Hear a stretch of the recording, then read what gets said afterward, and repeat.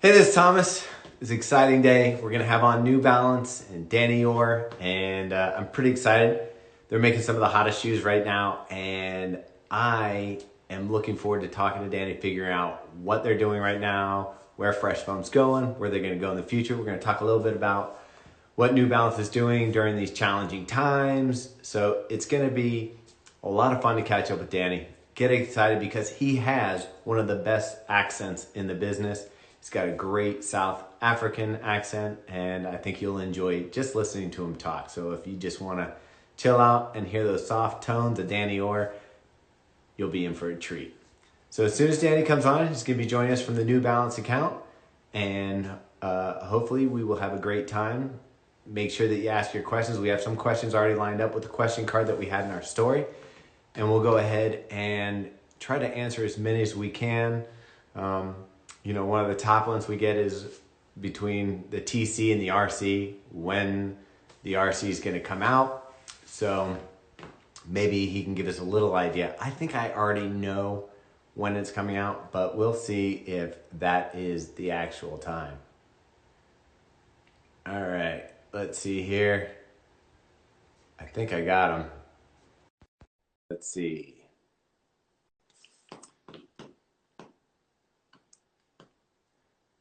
Just wait, it's connecting.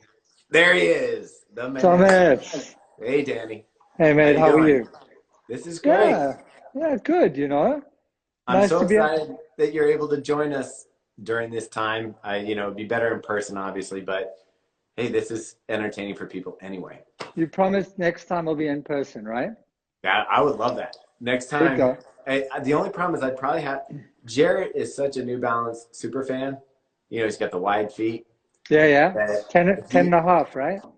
Yep, and he is so, like, we had to hold him back and make sure he wouldn't come to my house for this because you would have just gotten a million questions. But yeah, so all good. It's funny, you were saying that, but I realized that obviously Boston was meant to be Monday, and we had discussed getting together kind of Monday, Tuesday, maybe doing something in our Lawrence kind of manufacturing facility and stuff after the race, which would have been really fun. So it's Yeah. unfortunate, obviously, that the race isn't going to be on Monday, but we'll have to make sure we hook someone up for September, right? September, Yeah, yeah. I mean, we're definitely back in for September coming up if they have it. If that doesn't work out, one of these days we'll be up there.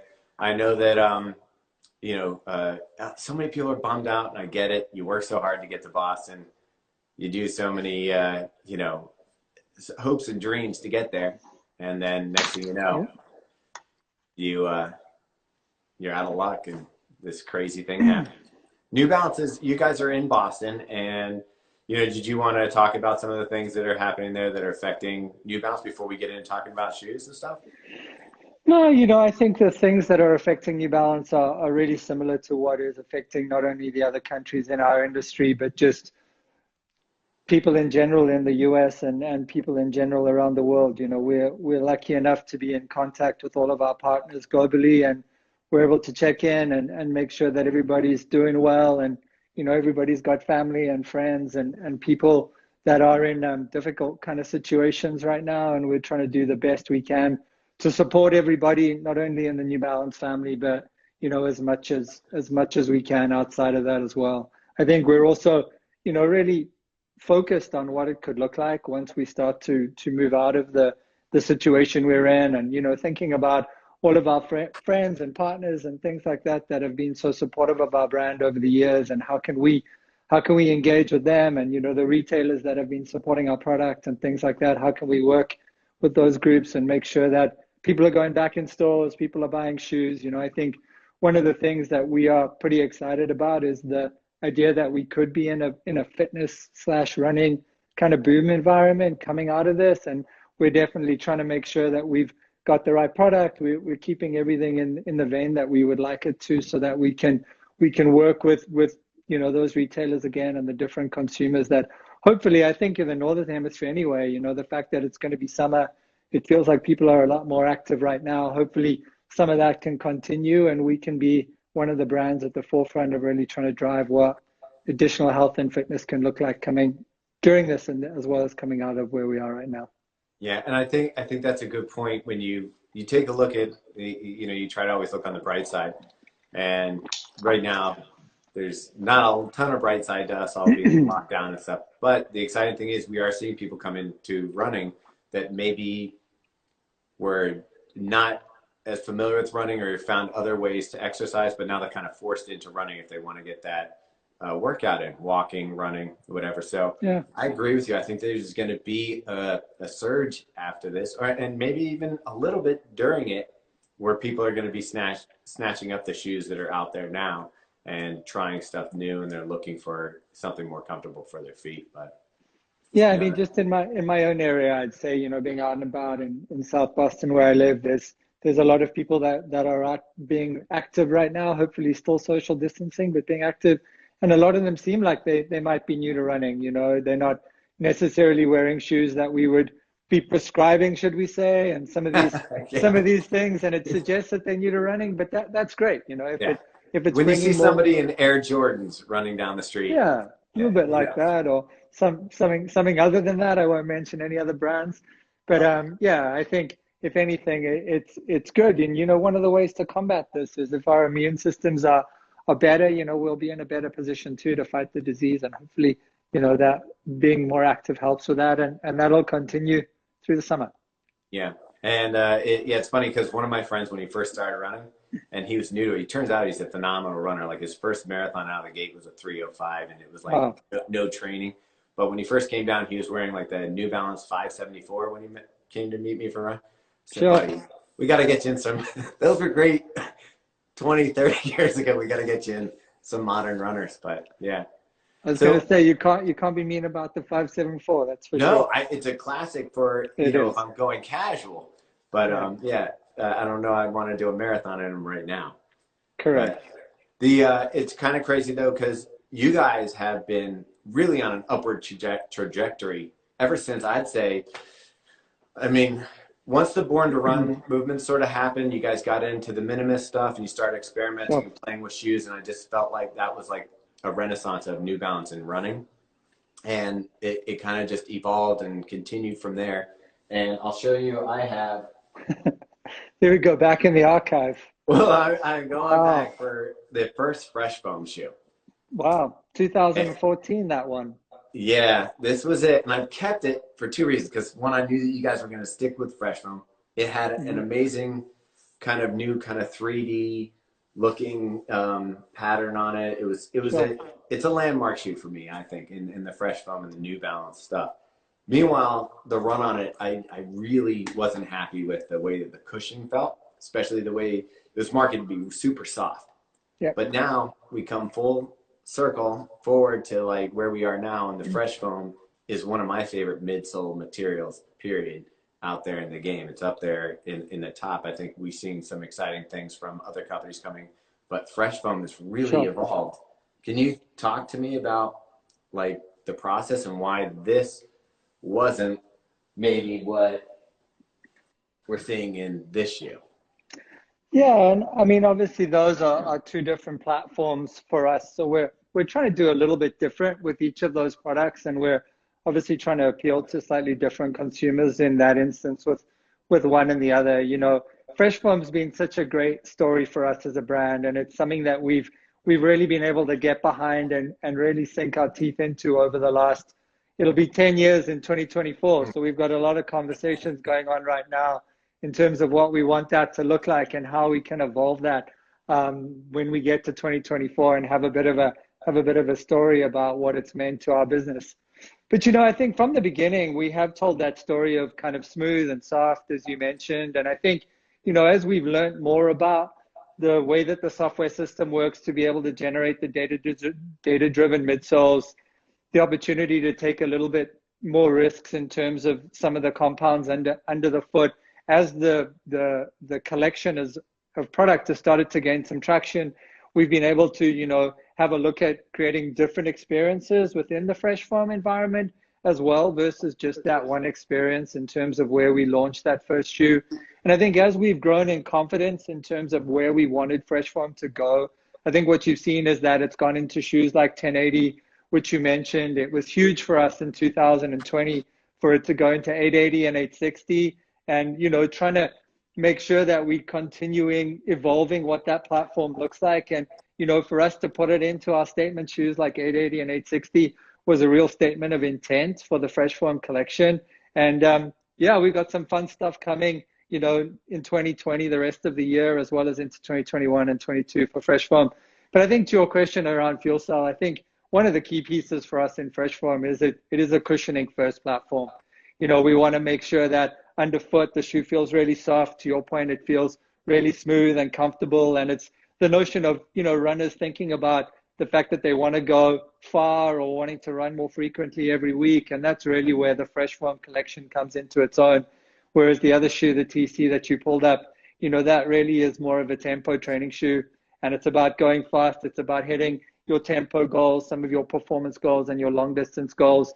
And I almost think the role there is obviously as you go through your training week, there are days where you want your Fresh Form experience and you want your legs to feel, you know, like they had a nice kind of easy run. And then there are days where you want to go a bit harder or you want to put some more specific training in. And that's where the energy return and stiffness component of the TC really comes to the fore. Yeah. As you know, 1080 was one of my favorite daily trainers last year. I put it in our best of gear lineup. Just thought it was a phenomenal shoe. And I also really love the Rebel. And both of those are using two different, one's using the Fresh Foam X and one's using the Fuel Cell. And the diversity of that cushioning, you guys really have not only every category of the shoe covered, but the different tuning that somebody might want to run in a shoe. So is there one, do you find that's like, if you were going to recommend to people coming into running, like we were talking about these new people, would you steer them away from Fuel Cell and steer them towards Fresh Foam, or is it just a personal preference kind of thing?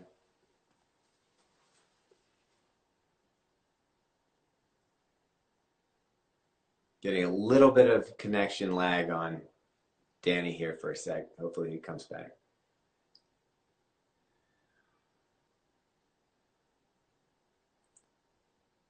Did we break the internet, Danny? Danny, we had a little bit of dropout there. We did, yeah. I actually just got off my internet connection because I don't know what my wife's doing. So maybe she's using up my bandwidth and just flipped to cellular. So hopefully downloading videos. Exactly. I got most of your question. I think, you know, what is true in your statement there, and I wouldn't be surprised, but you really do get it in a sense that there is, particularly in your own training, right? There's the opportunity for you to think about days that are more Fresh Foam specific and days that are more Rebel specific, you know. And I think that's the one thing about that Rebel product is that if you are using it in the way that it was designed to do the running that you know, previously we would talk about as your tempo days again and some of that stuff, it really is kind of second to none in terms of the type of product that you would do that in. And then you would intersperse that with your 1080 on those kind of comfortable, more easier days that you might do. And, you know, we would almost encourage everybody to think about it a little bit like that, in a sense that there's not just one shoe for everybody. And obviously we're thinking about multiple products that can work across different consumer groups, as well as work for a singular consumer on the different days and things like that they're looking for. It's a hard one to just say, you know, new runner equals Fresh Foam or new runner equals Fuel Cell, because again, within each of those platforms, we have different products that are trying to do different things. I think the key piece for those runners is to, you know, before or what sports they might have played previously, trying to understand a little bit about their biomechanics if you have the opportunity to do that, and make a little bit more educated decisions in terms of where we would like them to be. I think we're moving into a .com world, right, where so many more products are being bought online. And I think it's a challenge to us, to the retailers. You know, people like you help us so much because you're giving such good insights into what people should be looking for and what your own experiences are. And you're able to draw on experiences with other product that really helps us set the product up in a way that those consumers can be more confident buying those type of products based on the information that they're getting. And we need to get better and better. And no doubt you guys are evolving that type of thing as well.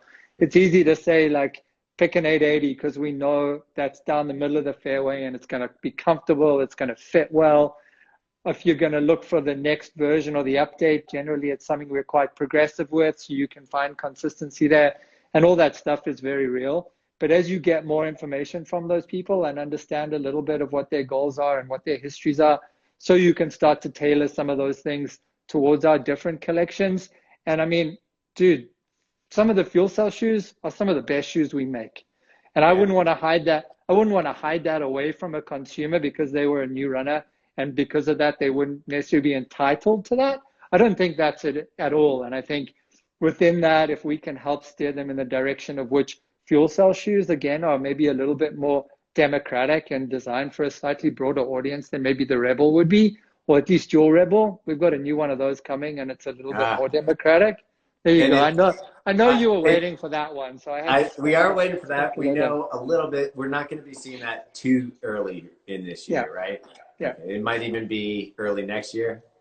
Yeah, and I think right now it's slated for early next year, but we, you know, with everything going on right now and things are moving and changing for us daily almost, we've locked it in terms of where we think makes the most sense for that shoe to drop right now, but it might shift a little bit just based on where we are now.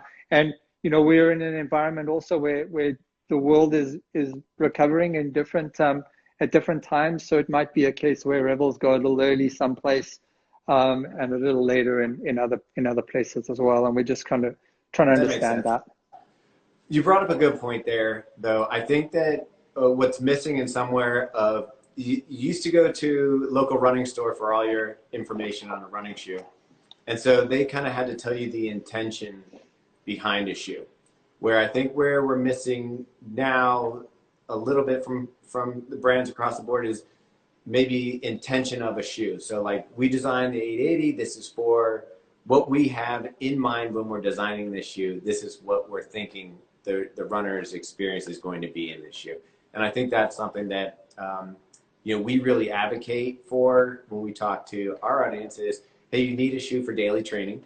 You need a shoe to put on for speed work, even if it's just a mental change in your head where you're like, I'm going to go out and run a little bit faster. And you need a shoe for race day. Now, we looked at the TC here. People are really excited about the RC. Can you just give me an idea of what the difference between the TC and the RC will be? Yeah, I use that word democratic again a little bit in this one. And I think what we tried, you know, I think people maybe forget a little bit, but we've been in this game starting with the 5280, right? And that was such a fun project, and there you go. And such a cool, interesting shoe. And again, this is just a work of art. Yeah, exactly. And I think as I've been talking about it and explaining it to people, my comment would be that the experience is wild, right? And as you've run in it, I'm sure you feel like the experience is wild, and it's set up for that 1 mile to 5K race. If you can do that at like 5 to 6 minute miles, you're going to absolutely love that thing. And if you can't do that, then it's going to be a little bit more unusual, and maybe you can find other ways to do it. I think what's been fun with a project like that is watching our athletes almost find different ways to use them, because we've got some athletes running 10Ks in them. We've got other athletes that are doing hill sprints in them only type thing. Funnily, we saw Alison Felix the other day. I saw Alison Felix on ESPN doing some hill sprints in them, which was pretty cool to see. And then obviously what we did there is we went very, very niche and very athlete focused around our key middle distance New Balance runners and people that could get similar benefits to them. I think as we then looked at the landscape, we felt like the opportunity was to think a little bit broader and try and broaden the consumer group just a little bit in terms of what some of these benefits look like. And that's what led us to the TC. And, if you do any research into the space around those shoes right now, which I know a lot of consumers are doing, you often hear the word unstable, you hear durability, there's cost concerns that equate to durability and all these things. So I think one of the things we thought about was really trying to get into the training mentality for our key athletes and racing mentality maybe for a broader set of people. We used to joke about the fact that we owned Breaking 3 because the 1400 was just such a successful shoe for us. And you know that when you went to any of the major races around the world, everybody coming in at around 3 hours had a 1400 on, right? And one of the things around the TC when we were thinking about racing a little bit is there something that a lot of those 1400 runners maybe could benefit from a little bit more if the shoe was a bit more stable, a little bit more durable, knowing that they were going to be on their feet for longer potentially than 2 hours. They would get a little bit more from the upper, a little bit more comfort, and also think about how they can use that in a training environment and a racing environment versus just putting it in their closets and pulling it out on race day because that's all they want to use it for, because that's all it would last for, you know? And I think as that gets to then the RC Elite conversation, that's the rocket ship. You know, as we were building the TC and we had our athletes helping us test it and we had a lot of miles being logged, you know, we learned a ton from that, and that really drove where our first and foremost our athlete solution would be, which was into the VIP slash the RC Elites, and then that's developed into what will be the commercial shoe that we'll launch in September that we're super excited about. But again, you know, a little bit back to that notion of having multiple shoes and the ability to use them for the different kind of training and distances you're thinking about.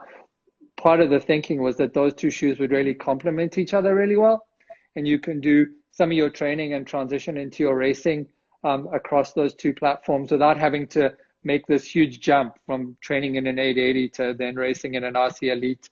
And there was definitely some thought process around that as well. Awesome. Weight-wise, is the RC lighter weight? What's the difference that makes it, you know, the rocket? Yeah, I'd say almost lighter weight across the board. So the RC Elite is going to be just under 7 ounces, or as close to 7, just under 7 ounces as we can make it. We've used a different compound underneath from a rubber standpoint, which is similar to the 5280 that you had in your hand there. We're using a lighter material in the midsole, a lighter, softer, and higher rebound material in the midsole of the RC Elite. And then we deconstructed that upper as much as our development teams will allow us to do it. So it was one of these funny things where you're looking for grams at this point, right? And you're pulling out backers and you're pulling out iros and you're pulling out collar foam as much as you can, really, to try and get it to that rocket ship state, as it were, while making sure that, you know, again, someone's going to wear it for a marathon. So the shoe needs to be durable and supportive enough to be able to do that. But taking a few risks where we felt like we could. Awesome.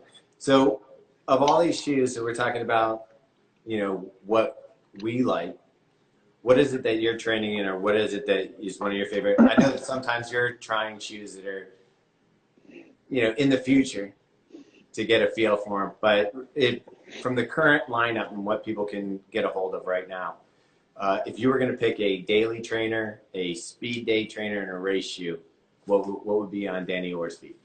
Wow, here you go. I've as you said, I kind of lucky enough to be able to run in the future a little bit, and I'm sample size, so luckily my feet are the same size as Jim Davis, because he decided back in the day what the New Balance sample size was going to be based on his own feet, I think. So I'm lucky enough to be able to be sample size. So it's fun to be able to run in all the future product, and obviously along with our wear testers and the different people that we're using through the proto rounds, make sure that we are cognizant of their feedback and our feedback as well, particularly when it's shoes that we would ideally be a consumer for, you know. I've been a Beacon guy from the beginning. You know, I think the simplicity of that shoe, the softness of that shoe, the weight of that shoe has always been something that I've just gravitated towards. And you know, it's interesting because we see so many of our Team New Balance athletes gravitating towards that shoe as well. And I think based on the number of miles that they're doing, the Beacon is just utterly forgettable in a good way. You know, you put it on, you lace it up, and off you go, and you almost forget that it's even there. And I think that's such a nice compliment from a training standpoint to have a shoe like that to be able to do that in. My other training shoe is from the future, so I don't want to talk about that one too much because we have it's going to be, we're looking at some of the similar setups that we're doing in the RC Elite and the TC, and what those could look like in some training shoes. So that'll be quite fun. And then, from a racing standpoint, it is the TC RC Elite space, almost like everybody else. I think I'm benefiting similar to everybody in terms of, being able to run a little quicker, being able to feel a little bit less beaten up afterwards, doing those hard sessions more frequently, are all things that the new things we're learning about phones and stiffnesses are very relevant. Everybody's talking about being able to run faster, but I think there's elements there where you're running more frequently, you're running longer distances, you're doing all that stuff because the foam's giving you more, and in general, you just feel a little bit less beaten up, I would totally agree with that. I think that the underrated benefit of these new speed shoes and some of the softer foams and lighter foams are that your legs aren't as trashed after a hard effort. So you can go ahead and I think the only problem could be is like if I put on the TC, even if I was supposed to run easy miles that day, it starts picking up. And so you're tempted to just maybe push a little harder than you should, even on days where you should be relaxed up. So yeah, that could be the only side. But yeah, your legs definitely feel better. I know we have some questions, so why don't we pull up some of these questions? What cool. I'll do is, and you'll be able to see them. So I'm going to click here and try to weed out some of the good ones. Okay. And let's see. Okay, Jared had a Chick-fil-A question. That's not a good answer. Can't answer any questions from anyone I know. That would be cheating. Yeah. Okay, this one seems like a good one. You just talked about it. Can you read that there, Danny? It says, would the beacons work for long runs, or should I go with the 1080? Oh, for sure, the beacons would work for long runs. Both of those shoes were designed to be able to work in a long run environment. I think what you get from the beacon is a reduction in weight more than anything else, and what you get from the 1080 is maybe some additional softness and plushness underneath the foot. So I think it's a little bit in terms of what you're looking for in your distance trainer, because I think both of them could play a role, and I think maybe you end up getting a few more miles out of the 1080 as well, just from a longevity standpoint. All right, awesome. Here is one for you that says, which of the carbon racers is the most stable and would be best for overpronation? Yeah, and that's, for me, that's where the TC just comes into its own, right? All the way from the outsole to the very top of that shoe, every aspect of it was done to be just more democratic and open the lanes a little bit for that type of shoe, and start to accept somebody who might pronate a little bit and have concerns around that. More durable outsole, more stable bottom unit, more substantial upper, more support cues in the shoe in general, and a lot of the same benefits, but obviously built-in additional protection was the goal with some of those things, and that's definitely where I would steer somebody towards. And then maybe they use the something like the RC Elite for 5Ks, 10Ks, half marathons, because they're less concerned about their biomechanics maybe in that environment. And then your TC is more of your marathon racer training shoe, as it were. But I would definitely steer a little bit in that direction, I think. Well, this question always brings up something that I'm curious about, because I waver back and forth on like stability control shoes and at least how it's been done traditionally. And maybe you can give me some insight how you guys take a look at it and how you think things are going to go in the future. And I'll just tell you, my prejudice is that your foot's going to do what it's going to do, whether it's inside the shoe or when it lands on the pavement. And that the stability function for me has been somewhat of a way to help a problem, but not help a problem. But let me hear your take on it. You probably have a better understanding than I do. So in that instance, you mean like a security blanket a little bit? A little bit. I feel like if your foot's coming down and your heel's going to drop in here, and I put a hard post here, your foot's still going to come down and do that inside the shoe. It may not show it on the outside of the shoe as much, but the ankle flexion and that kind of stuff is still occurring. And I don't know that a shoe can fix that. But I'm a neutral runner that has nice high arches and a narrow foot, so I'm fortunate enough not have to worry about that much. But as a shoe designer, I'm thinking that you guys have to really pay attention to that market. Yeah, for sure. And I mean, stability is such a big and important part of our business and everybody's business. We've seen obviously a movement towards more neutral cushion footwear just in general across the industry, probably over the last 10 years, which I think makes sense too, because maybe we were over prescribing stability shoes to a lot of people. I think the way we look at it is less around stability, light stability, and maybe more about guidance. Because again, to your point, when you're talking about somebody, pronating in their shoe at 4 or 5 times their body weight, the ability to put a wall in it and like block that foot is almost impossible, right? I think what I would say to you is that we're learning a lot more about what's going on inside the shoe. So we're doing a lot of different data, with insoles inside the shoe that are giving us pronation values and force values and pressure values, as well as cutting holes in the shoe to try and understand exactly how the foot's working. So we are taking it to that level to see, not what the effect is of the footwear, but also what's going on inside. And I think, I would definitely use the word guidance or movement paths and things like that as we think about it. And, we obviously create different stability shoes with different lengths of post, different sizes of post, different positions of post. And all of those things are relevant to thinking about, how different runners need that security blanket, that you were talking about in slightly subtle and different ways. I think what's been fun about stability is that we are seeing some innovation there, and we are seeing people think about it differently, maybe to where we have done in the past, and we're definitely part of that as well, for sure. Yeah, that's awesome. A lot of people are asking about the FuelCell Prism. Mm-hmm. It's not a shoe that I have a ton of experience with. I think I tried the Prism when you first came out with it, where it kind of had the rubber sidewalls that did this. But can you give any information on it? Because it seems like a popular question here. Yeah, and I'll apologize here because this is one where we've probably confused the hell out of people, because we've jumped around a little bit from 870 to Prism and back to 870, and we're going back to Prism.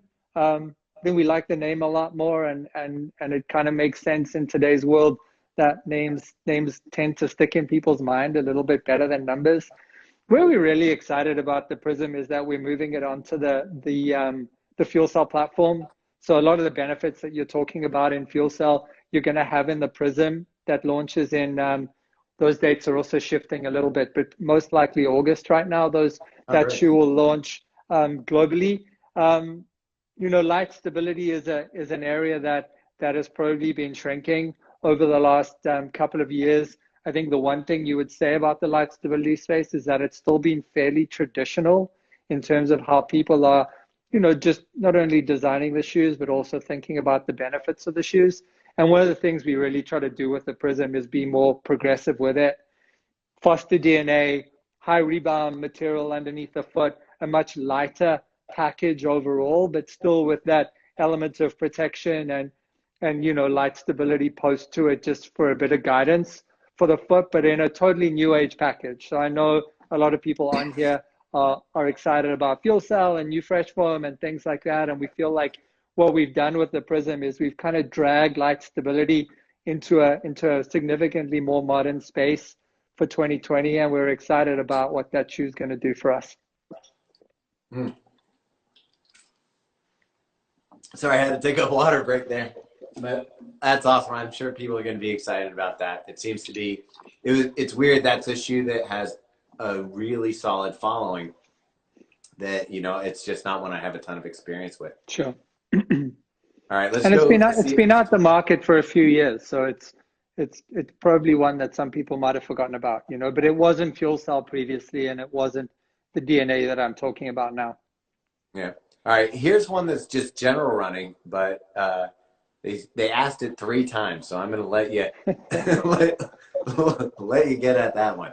Any tip for junior athletes? Yeah, for sure. I think my tip for junior athletes is get out and run and really enjoy it. You know, use it as a opportunity to be with your friends, use it as an opportunity to stay fit and healthy. I would I would I would do cross country, I would do indoor seasons, I would do outdoor seasons. I'd have everything, that I had the opportunity to do, depending on maybe where you lived in the world. But I think I think my main comment would be like just to have some fun with it. Don't overdo it. Don't push yourself too hard. There's plenty of years to run hard and run fast and win scholarships and do all that type of thing. Just get out and have some fun with it and use it as an opportunity to hopefully your dad does some running or your mom does some running. You can do some running with them and your friends on the team and all that kind of stuff. But hopefully it's something that you enjoy enough that you want to stick with it, and running something that becomes part of your DNA, because I don't know what I would have done in these times without running. And I think, running such an important part of who all of us are that consider ourselves runners. And I feel like we almost understand it in a way that a lot of people who don't understand it can't see all the joys that we get out of it. So my comment would be just enjoy it and keep doing it. I think that's fair advice there. So, question that I have is your careers.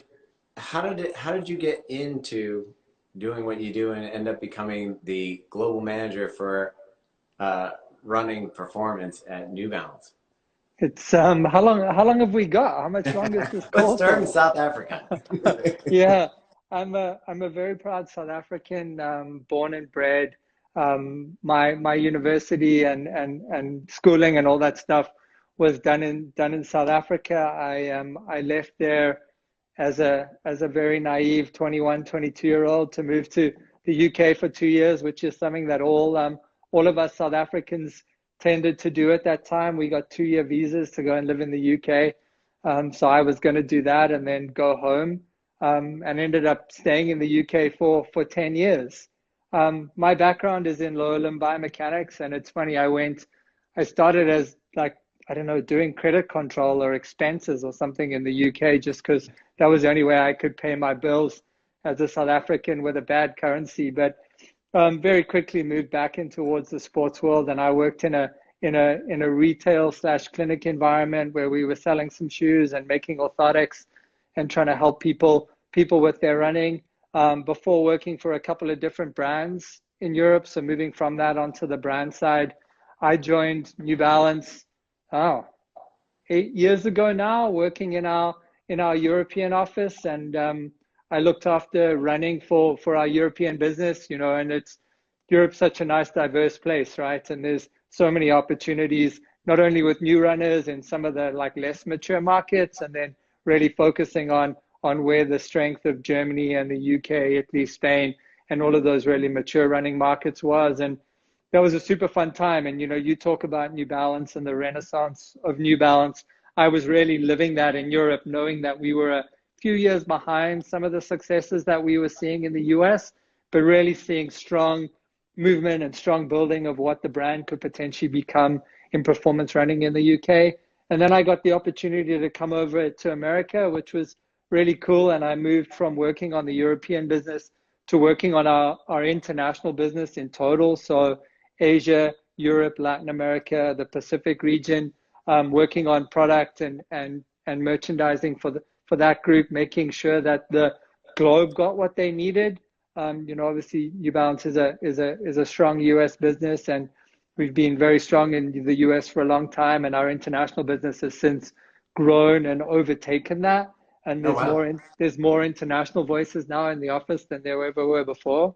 And then I was given the opportunity to work in innovation, which was really, really fun. I think it was great timing, right? Because I feel like we are in one of the more innovative times in running shoes that I can never remember, having been in this industry for 15 to 20 years at this point. I feel like the amount of new products that are coming out, new solutions, different ways of thinking about running, not just in road running and racing. I think some of the spike stuff that's going on right now is really, really interesting. And again, that's a space that nobody's really innovated in for the last 30 years.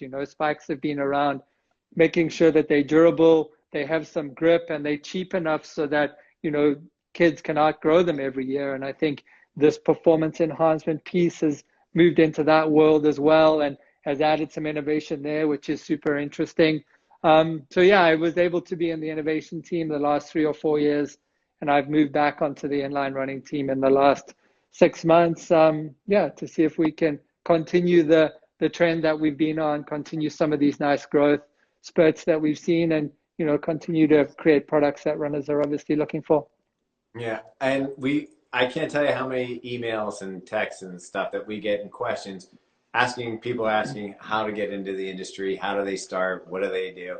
Is there any tips you'd have for someone who wants to take, they have a passion for running and they're trying to figure out how to turn that into a career or do it? Is there any tips you might have?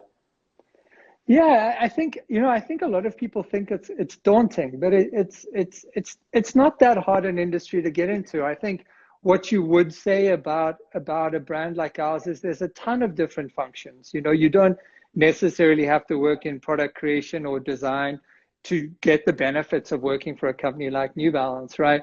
We have a huge finance department, we have customer service departments, we have marketing departments. So there are a number of different ways to get associated with running. You don't necessarily have to take one path to get there. In terms of the roles that we do, often it is something where you start in a running environment, whether it be in high school or college or just socially.